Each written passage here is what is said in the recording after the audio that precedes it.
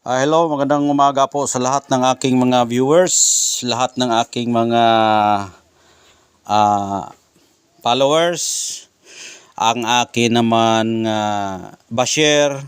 Good morning po sa inyong lahat. Ngayon po ay pag-usapan natin po yung ating mutya ng kalikasan na ating nakukuha sa iba't ibang lugar. Ngayon, i-explain ko sa inyo kung ano po yung mutya. Ang mutya po ay isa po yan sa minerals na galing po sa galing sa mga minerals nga. Yung minerals, ang minerals kasi depende sa klase. May minerals na katulad ng gold, minerals yan. Katulad ng mga bato, mga minerals yan.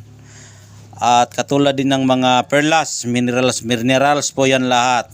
At ang tawag po din yan ay pwedeng bato, pwede ring perlas, pwede ring mutya. O yan po ang ibig sabihin.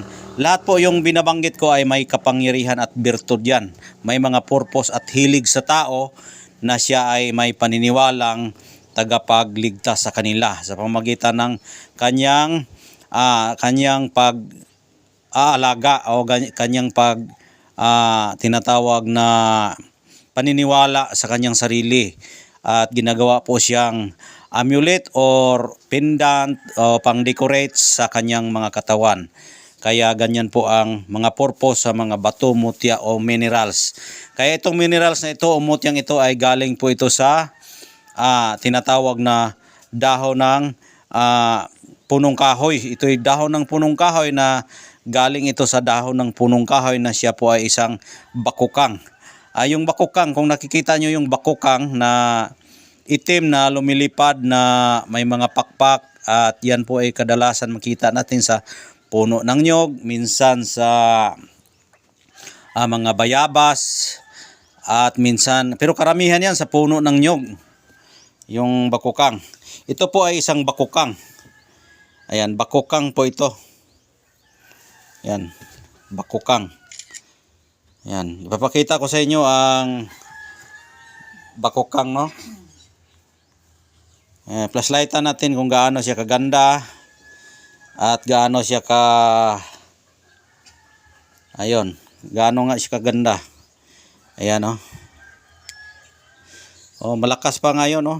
Malakas yung ulan. Malakas yung flashlight natin. At maliwanag pa dito. So, yan.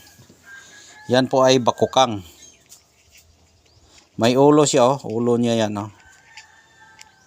Ulo niya yung itim. Ayan. Bakukang po yan. Ang nakakilala po sa bakukang, Bisaya lang. Yung mga Bisaya lang ang nakakakilala sa bakukang. Kasi yung sa amin kasi, bakukang tawag yan sa amin. Yung kulay itim na nakatira sa sa puno ng nyog, puno ng mga labana, bayabas, kulay itim po yan. At ito po yung kanyang katawan, bakukang. Ayan.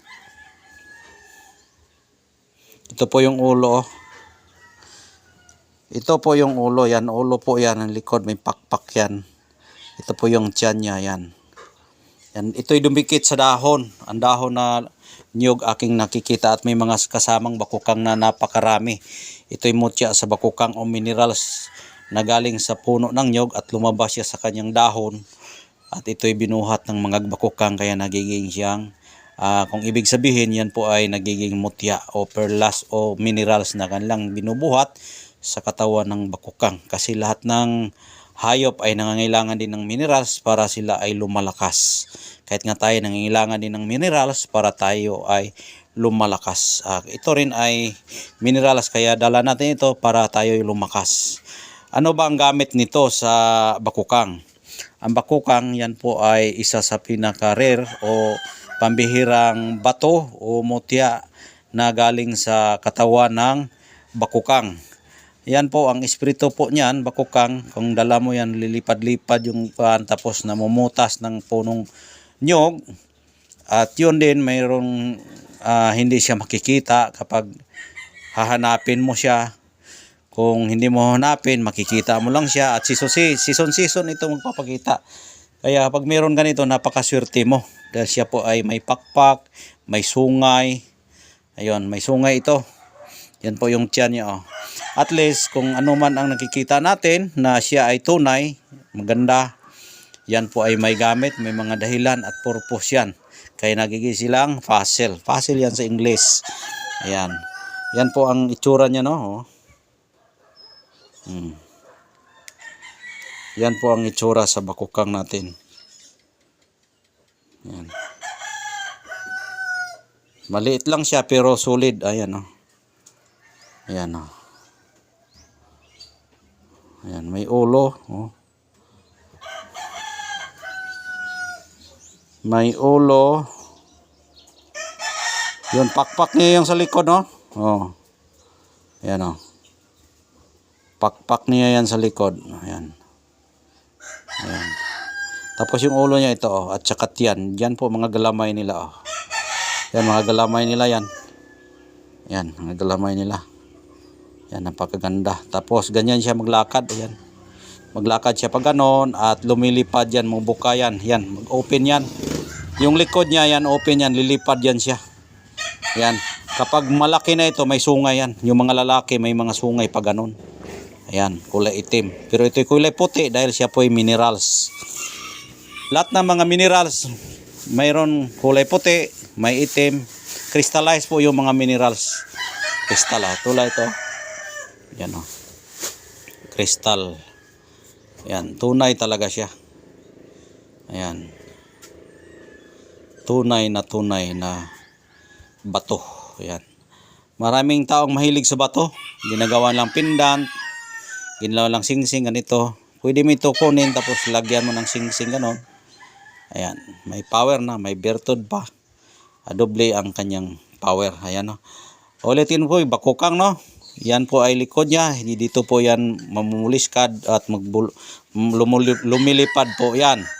At yan po ang tiyan niya at mga galamay nandito. Nagiging libon siya, nagiging bato. Ayan.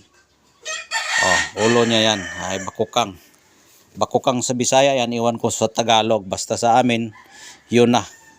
Ang bakukang, karamihan natin makikita yan sa puno ng nyog, bayabas. Minsan may sa mangga rin. Oh, meron din sa Minsinitas. Depende sa lugar yan na kanilang pinagtitirhan. Doon sila lumaki, doon sila pinanganak. Kaya nagkakaroon ganon. Ito